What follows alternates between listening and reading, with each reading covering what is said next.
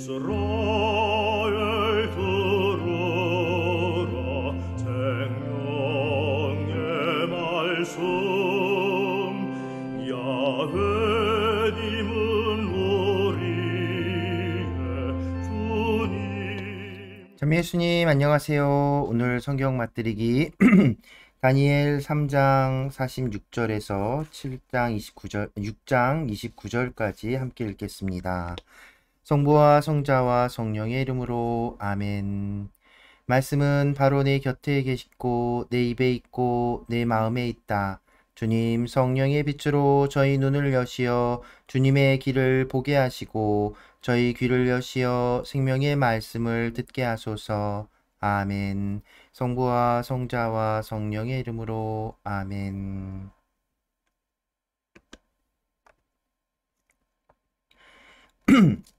주님의 천사가 불가마에 내려오다.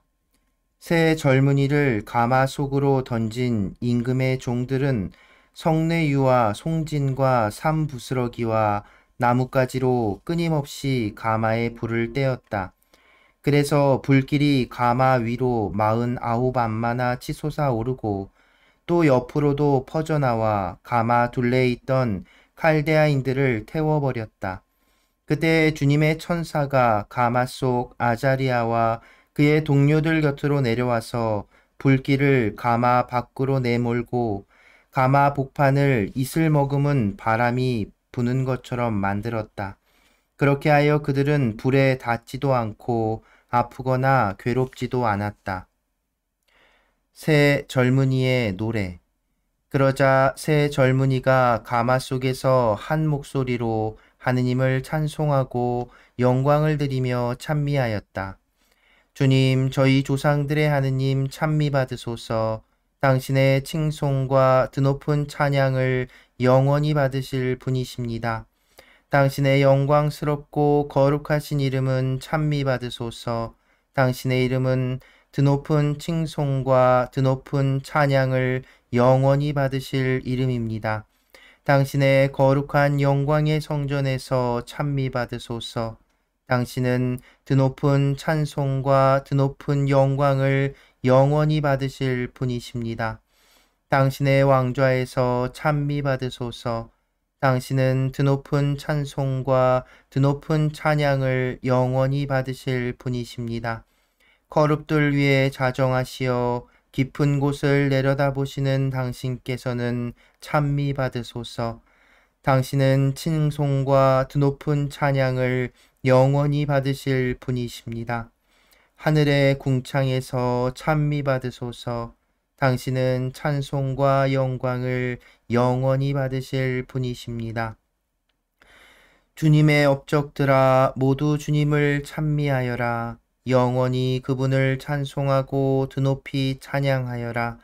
주님의 천사들아 주님을 찬미하여라. 영원히 그분을 찬송하고 드높이 찬양하여라. 하늘아 주님을 찬미하여라. 영원히 그분을 찬송하고 드높이 찬양하여라. 하늘 위 물들아 모두 주님을 찬미하여라.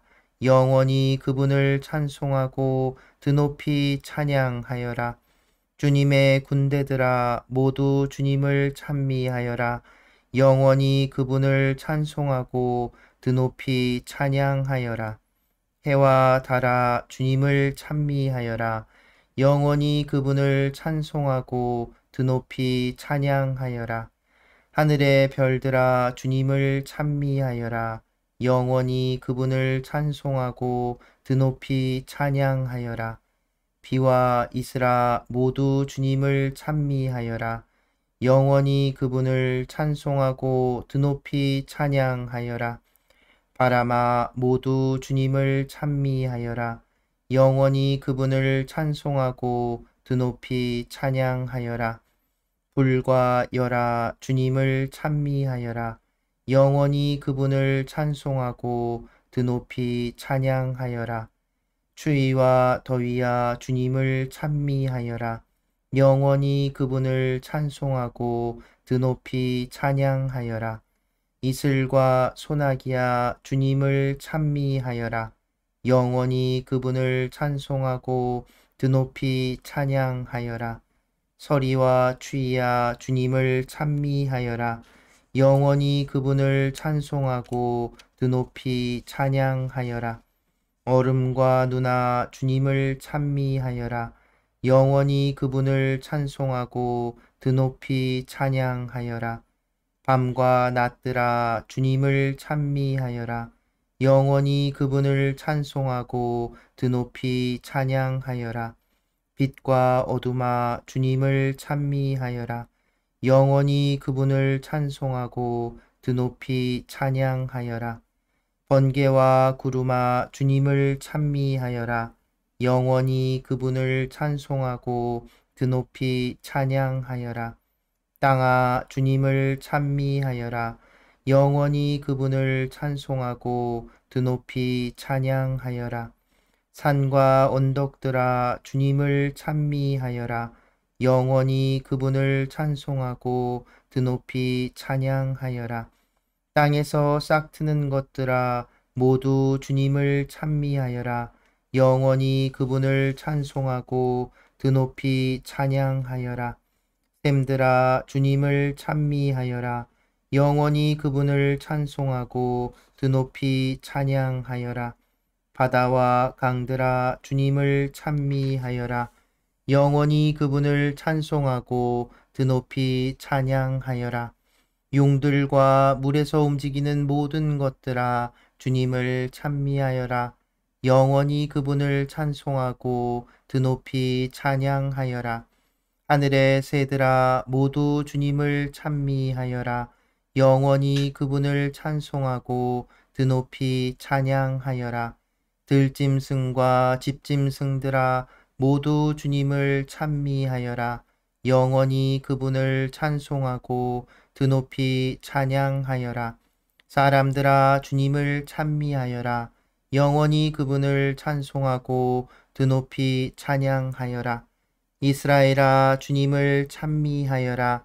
영원히 그분을 찬송하고 드높이 찬양하여라. 주님의 사제들아 주님을 찬미하여라. 영원히 그분을 찬송하고 드높이 찬양하여라. 주님의 종들아 주님을 찬미하여라. 영원히 그분을 찬송하고 드높이 찬양하여라. 의인들의 정신과 영혼아 주님을 찬미하여라. 영원히 그분을 찬송하고 드높이 찬양하여라. 거룩한 이들과 마음이 겸손한 이들아 주님을 찬미하여라. 영원히 그분을 찬송하고 드높이 찬양하여라. 아나니아와 아자르야와 미사엘아 주님을 찬미하여라. 영원히 그분을 찬송하고 드높이 찬양하여라. 그분께서 우리를 저승에서 구해주시고 죽음의 소나기에서 구원하셨으며 불길이 타오르는 가마에서 건져내시고 불 속에서 건져내셨다. 주님께 감사하여라. 그분께서는 선하시고 그 자비는 영원하시다. 주님을 경배하는 이들아 모두 신들의 신을 찬미하여라. 그분을 찬송하고 그분께 감사하여라. 그분의 자비는 영원하시다. 네부카드네자르가 기적을 보고 하느님을 찬미하다. 그때 네부카드네자르 임금이 깜짝 놀라 급히 일어서서 자문관들에게 물었다. 우리가 묶어서 불 속으로 던진 사람은 3명이 아니더냐? 그들이 그렇습니다 임금님 하고 대답하자 임금이 말을 이었다. 그런데 내가 보기에는 4사람이 결박이 풀렸을 뿐만 아니라 다친 곳 하나 없이 불 속을 거닐고 있다. 그리고 넷째 사람의 모습은 신의 아들 같구나. 그러고 나서 네부카드네자르는 타오르는 불가마 어기로 다가가서 말하였다. 가장 높으신 하느님의 종 사드락과 메삭과 아벳느고야 이리 나와라. 그러자 사드락과 메삭과 아벳느고가 불 속에서 나왔다. 총독들과 태수들과 지방관들과 임금의 자문관들이 모여와서는 불도 그 사람들의 몸을 어찌하지 못하여 머리카락 하나 그을리지 않고 겉옷도 아무렇지 않을 뿐더러 불길에 닿은 냄새조차 나지 않음을 보았다. 네부카드네자르가 말하였다. 사드락과 메삭과 아벳느고의 하느님께서는 찬미받으소서. 그분께서는 당신의 천사를 보내시어 자기들의 하느님을 신뢰하여 몸을 바치면서까지 임금의 명령을 어기고 자기들의 하느님 말고는 다른 어떠한 신도 섬기거나 절하지 않은 당신의 종들을 구해내셨다. 이제 나는 칙령을 내린다.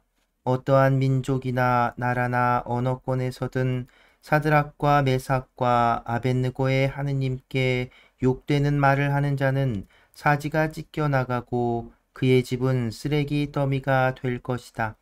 이처럼 구원을 베푸실 수 있는 신은 다시 없다. 그러고 나서 임금은 사드락과 메삭과 아벳느고에게 바빌론 지방에서 높은 벼슬을 내렸다. 네부카드네자르가 다시 꿈을 꾸다. 네부카드네자르 임금이 온 세상에 사는 모든 민족들과 나라들, 언어가 다른 모든 사람들에게 고한다. 그대들이 큰 평화를 누리기 바란다. 가장 높으신 하느님께서 나를 위하여 베푸신 표징들과 기적들을 이야기하는 것이 좋다고 여겨진다. 그분의 표징들은 얼마나 위대한가? 그분의 기적들은 얼마나 강력한가? 그분의 나라는 영원한 나라이고 그분의 통치는 대대로 이어지리라.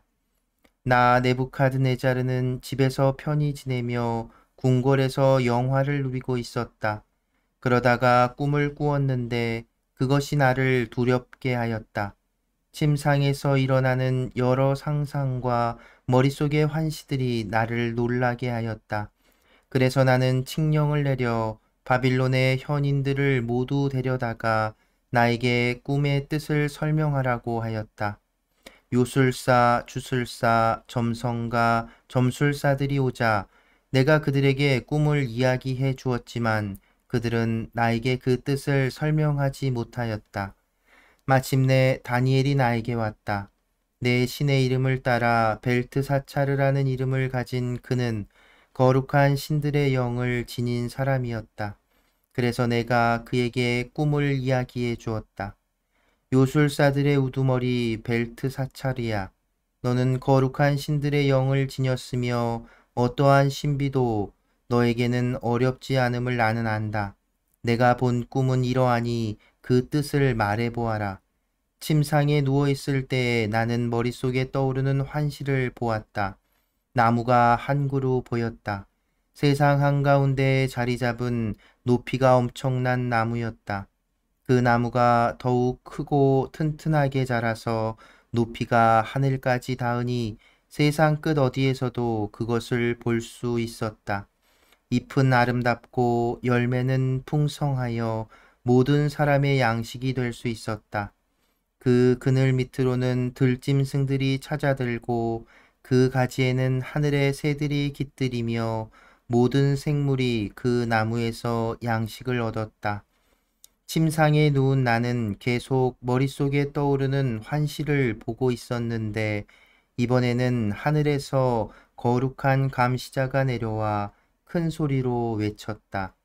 그가 이렇게 말하였다. 저 나무를 베어라.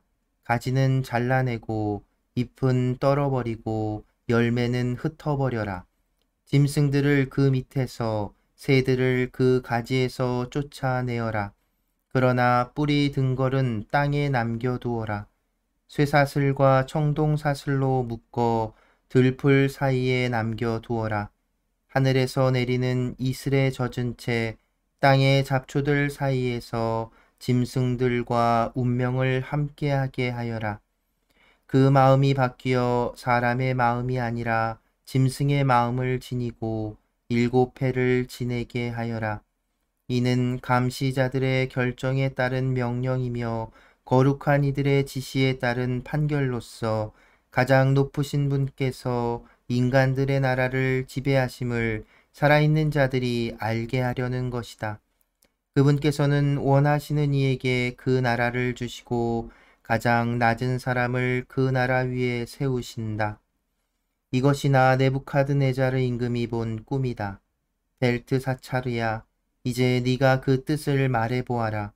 내 나라의 현인들은 아무도 그 뜻을 나에게 설명하지 못하였다. 그러나 너는 거룩한 신들의 영을 지녔으니 할 수 있지 않느냐. 다니엘이 꿈의 뜻을 밝히다. 벨트사차르라는 이름을 가진 다니엘은 잠시 당황하였다. 임금의 생각들이 그를 놀라게 한 것이다. 그러자 임금이 말하였다. 벨트사차르야, 내 꿈과 그 뜻이 너를 놀라게 하지 않기를 바란다. 그제야 벨트사차르가 대답하였다. 임금님, 그 꿈이 임금님의 원수들에게, 그 뜻이 임금님의 적들에게 해당되는 것이라면 얼마나 좋겠습니까? 임금님께서 보신 그 나무는 크고 튼튼하게 자라서 높이가 하늘까지 다 세상 어디에서도 그것을 볼 수 있었습니다. 잎은 아름답고 열매는 풍성하여 모든 사람의 양식이 될 수 있었습니다. 그 그늘 밑에는 들짐승들이 깃들이고 그 가지에는 하늘의 새들이 둥지를 틀었습니다. 임금님, 그 나무는 바로 임금님이십니다. 임금님께서는 크고 튼튼하게 자라셨습니다. 임금님의 위력은 더욱 커져 하늘까지 닿고 임금님의 통치는 땅 끝까지 이르렀습니다. 그런데 임금님께서는 하늘에서 거룩한 감시자가 내려와 이렇게 말하는 것을 또 보셨습니다. 저 나무를 베어 없애버려라. 그러나 뿌리 든 걸은 땅에 남겨두어라. 쇠사슬과 청동사슬로 묶어 들풀 사이에 남겨두어라. 하늘에서 내리는 이슬에 젖은 채 들짐승들과 운명을 함께하게 하여라.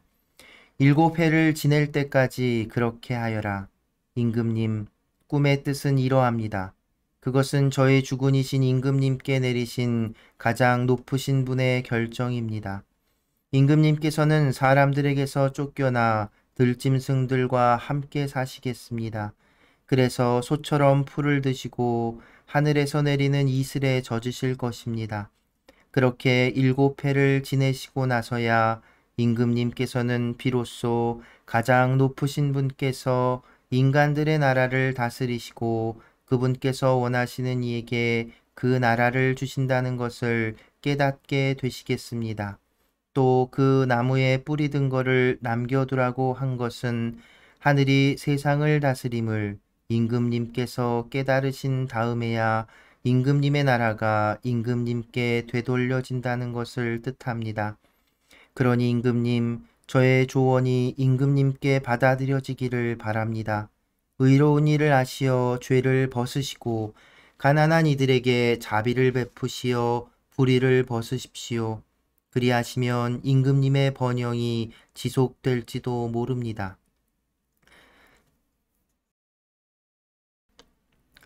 꿈이 그대로 이루어지다. 이 모든 것이 네부카드네자르 임금에게 그대로 일어났다.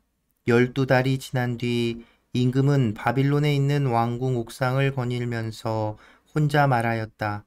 이것이 대바빌론이 아니냐. 내가 영광과 영화를 떨치려고 나의 강력한 권세를 행사하여 왕도로 세운 것이다. 이 말에 임금의 입에서 채 떨어지기도 전에 하늘에서 말소리가 들렸다. 네부카드네자르 임금아, 너에게 내리는 판결이다. 왕권이 너에게서 떨어져 나갔다. 너는 사람들에게서 쫓겨나 들짐승들과 함께 살 것이다. 그래서 너는 소처럼 풀을 먹을 것이다. 그렇게 7해를 지내고 나서야 너는 비로소 가장 높으신 분께서 인간들의 나라를 다스리시고 당신께서 원하시는 이에게 그 나라를 주신다는 것을 깨달을 것이다. 이 말이 곧바로 네부카드네자르에게 이루어졌다.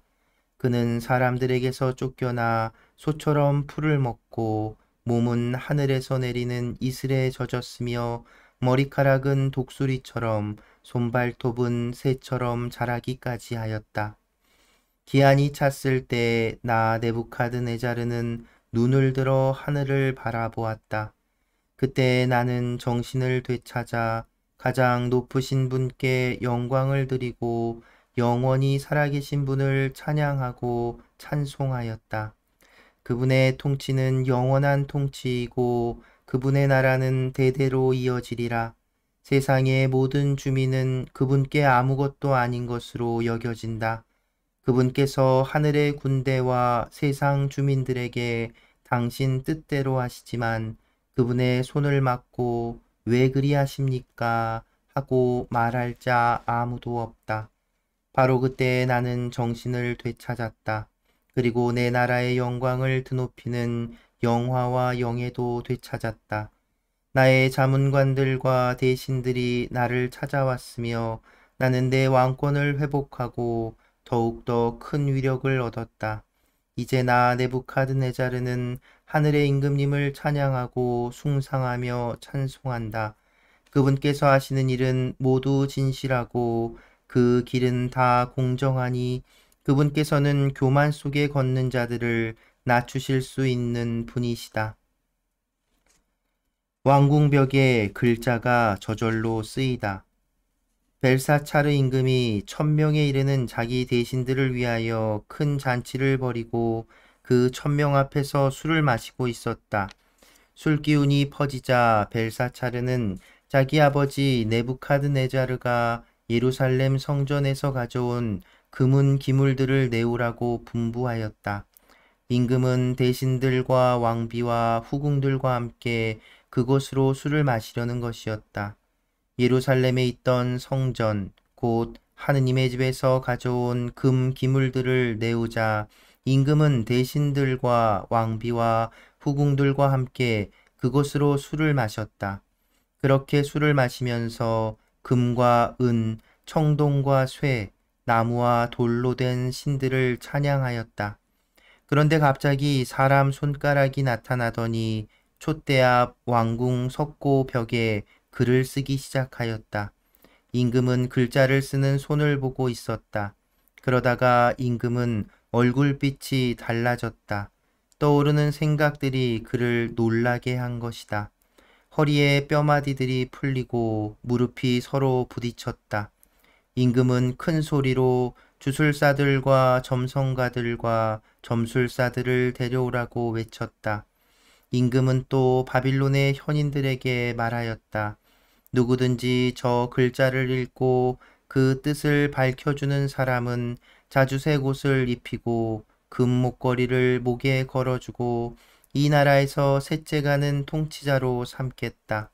그리하여 임금의 현인들이 모두 들어왔지만 그 글자를 읽지도 못하고 임금에게 그 뜻을 설명하지도 못하였다.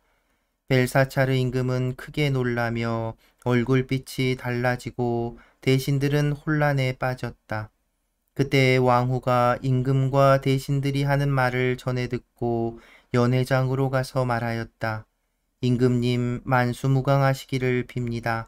임금님께서는 이런저런 생각으로 놀라시거나 얼굴빛이 달라지실 까닭이 없습니다.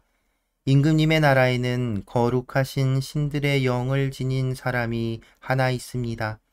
임금님의 아버지 시대에 그는 형안과 통찰력과 신들의 지혜 같은 지혜를 지닌 사람으로 드러났습니다. 그리하여 임금님의 아버지 네부카드네자르 임금님께서는 그 사람을 요술사들과 주술사들과 점성가들과 점술사들의 우두머리로 세우셨습니다. 임금님의 아버지께서 그렇게 하셨습니다. 네부카드네자르 임금님께서 벨트사차르라는 이름을 지어주신 그 다니엘이 빼어난 정신과 지식과 통찰력을 지녀 꿈을 해석하고 수수께끼를 풀며 어려운 문제들을 풀어내는 사람으로 드러났기 때문입니다. 이제 다니엘을 부르십시오.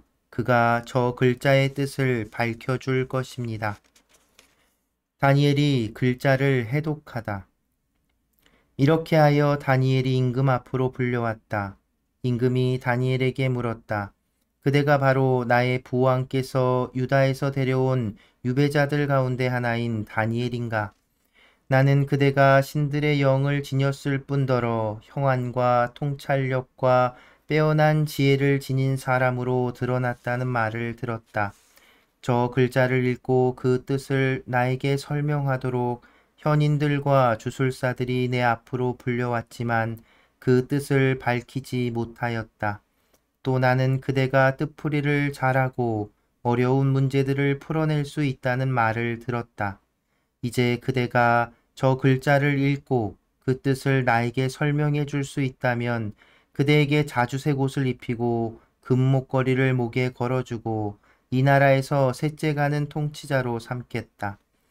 그러자 다니엘이 임금에게 대답하였다. 임금님의 선물을 거두시고 임금님의 상도 다른 이에게나 내리십시오. 그래도 저는 저 글자를 임금님께 읽어드리고 그 뜻을 설명해 드리겠습니다. 임금님, 가장 높으신 하느님께서는 임금님의 아버지 네부카드네자르님께 왕권과 위력과 영광과 영화를 베푸셨습니다. 하느님께서 그분께 베푸신 그 위력 때문에 민족들과 나라들, 언어가 다른 사람들이 모두 그분 앞에서 떨며 무서워하였습니다. 네부카드네자르님께서는 원하시는 대로 사람을 죽이기도 하시고 원하시는 대로 사람을 살리기도 하셨으며 원하시는 대로 사람을 높이기도 하시고 원하시는 대로 사람을 낮추기도 하셨습니다. 그러나 마음이 우쭐해지고 정신이 완고해져 오만하게 행동하시다가 왕자에서 내몰리시고 영광도 빼앗기셨습니다. 사람들에게서 쫓겨나시어 마음이 짐승처럼 되셨고 들나귀들과 함께 사시면서 소처럼 풀을 드셨으며 몸은 하늘에서 내리는 이슬에 젖으셨습니다. 그러다가 마침내 가장 높으신 하느님께서 인간들의 나라를 다스리시고 당신께서 원하시는 일을 그 나라 위에 세우신다는 것을 깨달으셨습니다. 그런데 이제 그분의 아드님이신 벨사차르님, 임금님께서는 그 모든 것을 다 아시면서도 마음을 겸손하게 낮추지 않으셨습니다. 오히려 하늘의 주님을 거슬러 자신을 드러 높이셨습니다. 주님의 집에 있던 기물들을 임금님 앞으로 가져오게 하시어 대신들과 왕비와 후궁들과 함께 그것으로 술을 드셨습니다. 그리고 은과 금, 청동과 쇠, 나무와 돌로 된 신들, 보지도 못하고 듣지도 못하며 알지도 못하는 신들을 찬양하셨습니다. 그러면서 임금님의 목숨을 손에 잡고 계시며 임금님의 모든 길을 쥐고 계신 하느님을 찬송하지 않으셨습니다. 그리하여 하느님께서 손을 보내셔서 저 글자를 쓰게 하신 것입니다. 그렇게 쓰인 글자는 문에 트켈 그리고 파르신입니다. 그 뜻은 이렇습니다. 문에는 하느님께서 임금님 나라의 날수를 헤아리시어 이 나라를 끝내셨다는 뜻입니다. 트켈은 임금님을 저울에 달아보니 무게가 모자랐다는 뜻입니다. 프레스는 임금님의 나라가 둘로 갈라져서 메디아인들과 페르시아인들에게 주어졌다는 뜻입니다.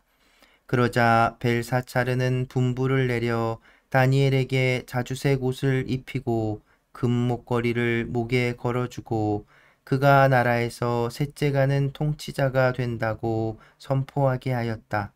바로 그날 밤에 칼데아 임금 벨사차르가 살해되었다.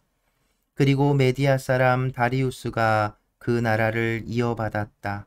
그의 나이 62살이었다. 다니엘이 모함을 받다. 다리우스는 자기의 뜻대로 나라에 총독 120명을 세워 온 나라에 두루 주재하게 하고 그들 위로 다시 제상 3사람을 임명하였는데 다니엘도 그 가운데 한 사람이었다. 임금에게 손실을 끼치는 일이 없도록 총독들은 이 제상들에게 업무를 보고하게 되어 있었다. 다니엘은 빼어난 정신을 지녀 다른 제상들이나 총독들보다 뛰어났다. 그래서 임금은 다니엘을 온 나라 위에 세우려고 생각하였다. 그러자 다른 제상들과 총독들은 다니엘에게서 나라와 관련된 죄가를 찾아내려고 애썼다. 그러나 그들은 어떠한 죄과나 과실도 찾아낼 수가 없었다. 다니엘이 충실한 사람이어서 아무런 태만이나 과실이 없었기 때문이다. 그래서 그들은 서로 저 다니엘이 믿는 하느님의 법과 관련하여 무엇을 찾아내기 전에는 그에게서 아무런 죄가도 찾아내지 못할 것이다 하고 말하였다. 그리하여 그 제상들과 총독들은 임금에게 몰려가서 이렇게 말하였다. 다리우스 임금님 만수무강하시기를 빕니다. 나라의 모든 제상 그리고 태수들과 총독들과 자문관들과 지방관들은 임금님께서 법령을 세우시고 금령을 엄하게 만드셔야 한다고 의견을 모았습니다. 임금님, 앞으로 30날 동안 임금님 말고 다른 어떤 신이나 사람에게 기도를 올리는 자는 누구든지 사자굴에 던져야 한다는 것입니다. 이제 임금님 금령을 세우시고 그 문서에 서명하시어 철회할 수 없는 메디아와 페르시아의 법에 따라 그것을 바꾸지 못하게 하십시오. 그리하여 다리우스 임금은 그 금령 문서에 서명하였다. 다니엘이 사자굴에서 살아나오다. 다니엘은 임금이 그 문서에 서명하였다는 것을 알고 자기 집으로 갔다. 그의 집 옥상 방 창문은 예루살렘 쪽으로 나 있었다. 그는 이전에도 늘 그러하였듯이 하루에 3번 무릎을 꿇고 자기의 하느님께 기도하고 감사를 드렸다. 그때 그 사람들이 몰려와서 다니엘이 그의 하느님께 기도와 간청을 올리는 것을 발견하였다. 그래서 그들은 임금에게 다가가서 금령과 관련하여 말하였다. 임금님, 앞으로 30날 동안 임금님 말고 다른 어떤 신이나 사람에게 기도를 올리는 사람은 누구든지 사자굴에 던진다는 금령에 서명하지 않으셨습니까? 임금이 그것은 처리할 수 없는 메디아와 페르시아의 법에 따라 확실하오 하고 대답하자 그들이 다시 임금에게 말하였다. 임금님, 유다에서 온 유배자들 가운데 하나인 다니엘이 임금님께 경의를 표하지도 않고 임금님께서 서명하신 금령에도 경의를 표하지 않은 채 하루에 3번씩 기도를 올리고 있습니다. 임금은 이 말을 듣고 몹시 괴로웠다. 그는 다니엘을 살려내기로 결심하고 해가 질 때까지 그를 구하려고 노력하였다. 그러자 그 사람들이 임금에게 몰려가서 말하였다. 임금님, 임금이 세운 금령과 법령은 무엇이든 바꿀 수 없다는 것이 메디아와 페르시아의 법임을 알아두시기 바랍니다. 그리하여 임금이 분부를 내리자 사람들이 다니엘을 끌고 가서 사자굴에 던졌다. 그때 임금이 다니엘에게 네가 성실히 섬기는 너의 하느님께서 너를 구해내시기를 빈다 하고 말하였다. 사람들이 돌 하나를 굴려다가 굴 어귀를 막아놓자 임금은 자기의 인장반지와 대신들의 인장반지로 그곳을 봉인한 다음 다니엘에게 내린 어떠한 조치도 바꾸지 못하게 하였다. 그러고 나서 임금은 궁궐로 돌아가 단식하며 밤을 지냈다. 여자들도 자기 앞으로 들이지 못하게 하였다. 그는 뜬 눈으로 밤을 새웠다. 새벽에 날이 밝자마자 임금은 일어나 서둘러 사자굴로 갔다. 다니엘이 있는 굴에 가까이 이르러 그는 슬픈 목소리로 다니엘에게 외쳤다. 살아계신 하느님의 종 다니엘아, 네가 성실히 섬기는 너의 하느님께서 너를 사자들에게서 구해내실 수 있었느냐? 그러자 다니엘이 임금에게 대답하였다. 임금님 만수무강하시기를 빕니다. 저의 하느님께서 천사를 보내시어 사자들의 입을 막으셨으므로 사자들이 저를 해치지 못하였습니다. 제가 그분 앞에서 무죄하다는 사실이 드러났기 때문입니다. 그리고 임금님, 저는 임금님께도 잘못을 저지르지 않았습니다. 임금은 몹시 기뻐하며 다니엘을 굴에서 끌어올리라고 분부하니 사람들이 그를 굴에서 끌어올렸다. 다니엘에게는 아무런 상처도 보이지 않았다. 그가 자기의 하느님을 믿었기 때문이다. 임금은 분부를 내려 악의로 다니엘을 고발한 그 사람들을 끌어다가 자식들과 아내들과 함께 사자 굴 속으로 던지게 하였다. 그들이 굴 바닥에 채 닿기도 전에 사자들이 달려들어 그들의 뼈를 모조리 부수어 버렸다. 그때 다리우스 임금은 온 세상에 사는 모든 민족들과 나라들, 언어가 다른 모든 사람들에게 조서를 내렸다. 그대들이 큰 평화를 누리기를 바란다. 나는 칙령을 내린다.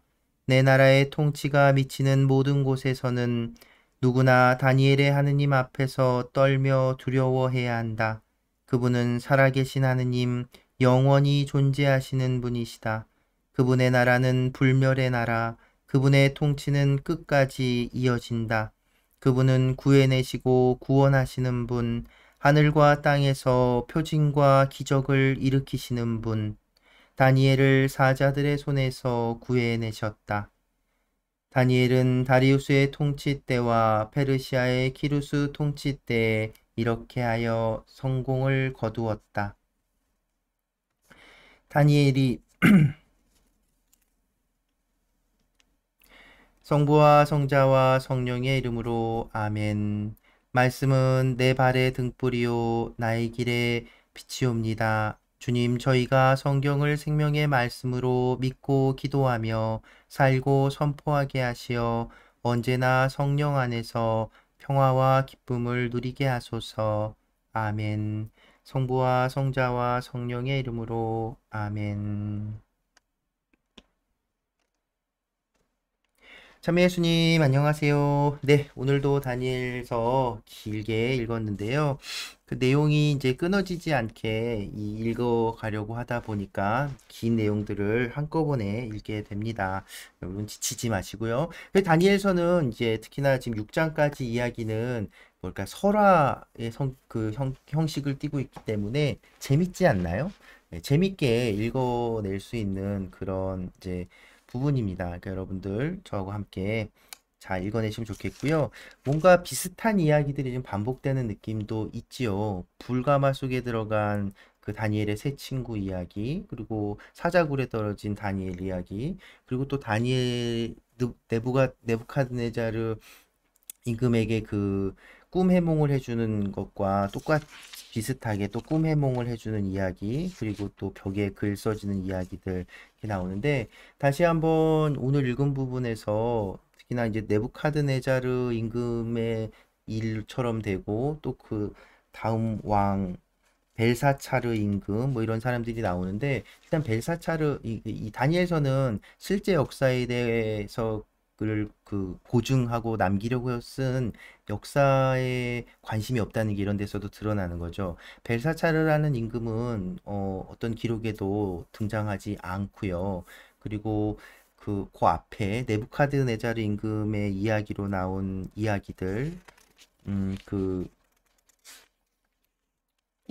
꿈 해몽하고 이제 왕권에서 밀려난 이야기 이런 것들은 그 이야기의 구성이나 이런 것들을 봤을 때 네부카드네자르 임금이 아니라 그 바빌론의 마지막 임금에 대한 이야기와 비슷한 그 모습을 띈다고 합니다. 그러니까 이제 다니엘서를 쓴 이 저자는 이제 이 뭐 누구든 상관이 없었던 거예요. 이제 전체적으로 이제 어떤 이 네부카드네자르 임금에게, 그리고 벨사차르는 네부카드네자르의 아들이라고 이제 표현이 되는데 이런 왕은 있지도 않았고, 이제 아마도 바빌론 마지막 임금의 아들이지 않을까 뭐 이런 얘기도 이런 그 추측도 해볼 수 있는데, 어찌됐든 그런 역사적인 시대 구분 이런 것들이 다니엘서에는 중요하지 않다는 거예요.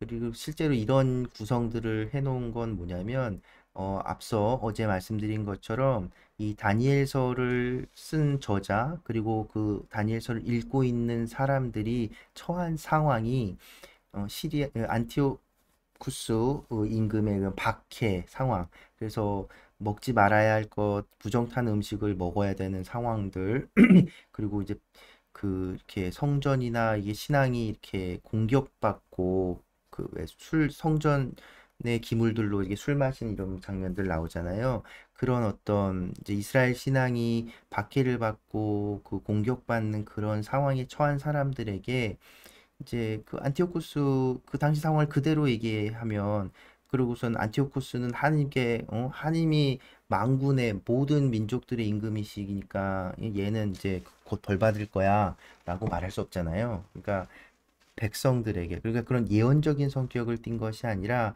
그 박해받고 고난받는 이스라엘 그 백성들에게 그럼에도 하느님을 저버리지 말고 하느님을 따르면 그 모든 고난과 역경들 불가마 속에서도 사자굴에서도 지켜주시고 살려주시는 분이라는 것 그 사실을 일깨워주기 위함이죠. 그리고 또 놀라운 것은 이 바빌론 임금들의 입을 통해서 하느님을 찬양하는 그런 표현들이 이 내용들도 나오지요. 그 바빌론 임금들의 죄는 이거예요. 교만인 겁니다.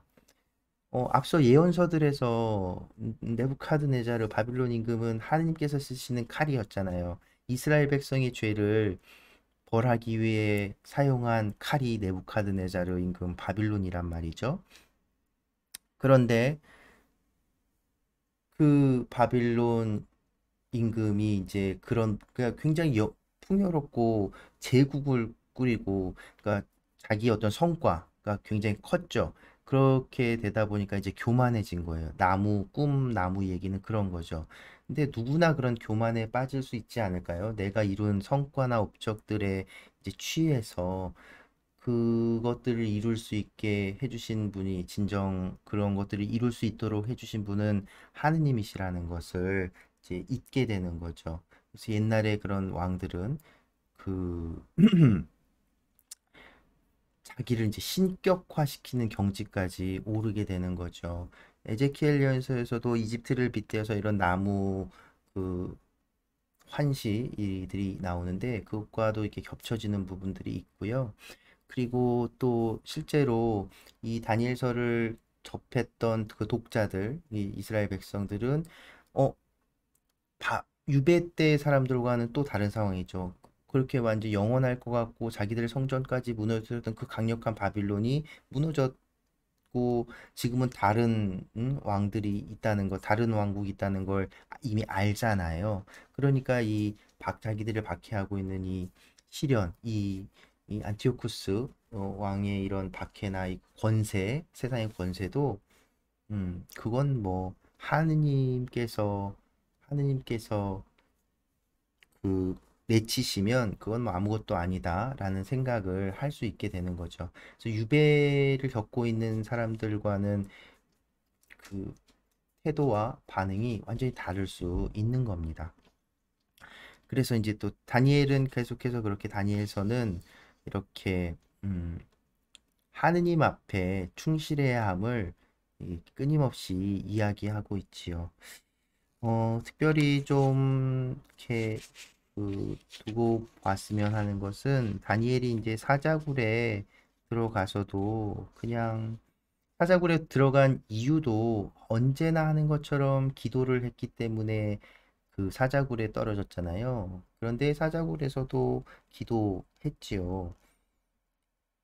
그러니까 이게 뭐냐면 어떤 우리가 그 영웅적인 행동, 어떤 순교에 대한 열정과 영웅적인 행동을 하고 그런 강렬한 마음이 있어야 그런 이제 이런 일들이 엄청난 일들이 벌어지는 것이 아니라는 것을 한번 생각해 보게 됩니다. 오히려 언제나처럼 그러니까 하느님께 드리는 기도나 이런 것 역시도 마찬가지인 거예요.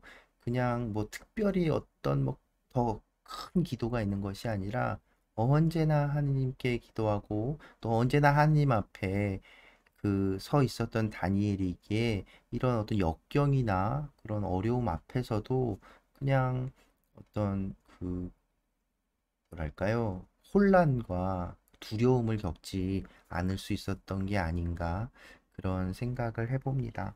그래서 오늘날 우리도 뭐랄까 어떤 기쁨 그리고 어떤 성공 이런 어떤 성과 이런 것들에도 그리고 어떤 슬픔 그런 어떤 두려움 그리고 어떤 실패 이런 계속 우리 삶에 왔다 갔다 하잖아요. 이 순간순간들이 다 하느님 앞에 우리가 언제나 그분께서 나를 이렇게 함께 하시고 나를 지켜주신다라고 우리가 믿는 그것대로 우리가 살아간다면 기쁜 일에 막 이렇게 들떠서 나 스스로 교만해지지도 않을 거고, 그리고 어떤 슬픈 일, 어려운 일이 닥쳤을 때에도 그것에 좌절하고 무너지지 않을 수 있지 않을까 생각해 봅니다. 다니엘이라는 사람은 바로 그런 어떤 신앙의 그 모범을 그대로 보여주는 그런 인물. 그래서 그 다니엘서를 읽는 이들에게 하느님께 어떻게 하느님을 그 섬기고 하느님과 관계를 가져야 하는지를 가르쳐 주는 그런 인물, 우리들에게도 역시 그런 인물이라는 것을 기억했으면 좋겠습니다. 우리가 잊지 말아야 할 것은 모든 것을 주관하시는 하느님께서 바로 나와 함께 하시고 나를 지켜주신다는 것, 그것을 잊지 말고, 오늘도 언제나처럼 하느님께 의지하고 기도할 수 있는 하루가 되시기를 바랍니다. 그래서 오늘은 성가 하느님은 너를 지켜주시는 분, 예전에도 제가 한번 소개시켜 드린 것 같은데요. 성경 과외 주는 신부님이라는 채널에서 이 신부님이 직접 노래를 부르셨나 봐요. 그 노래로 오늘 마무리하겠습니다. 오늘도 함께 해주셔서 감사합니다.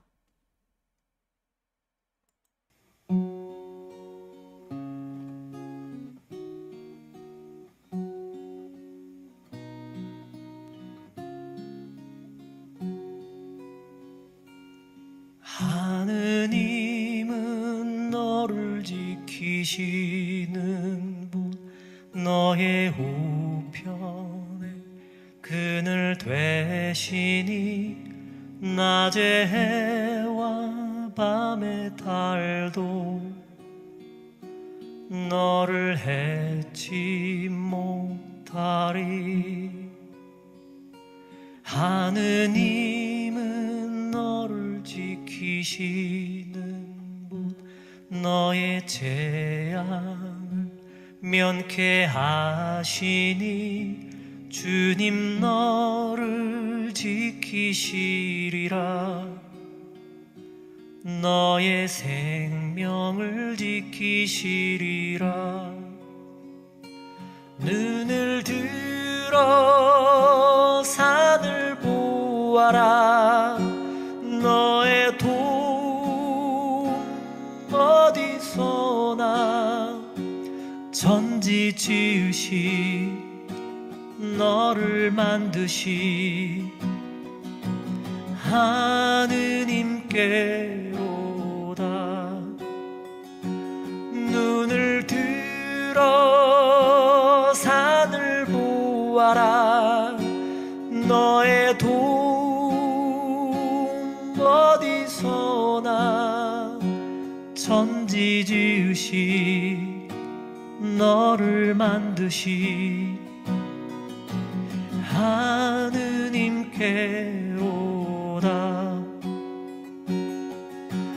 하느님께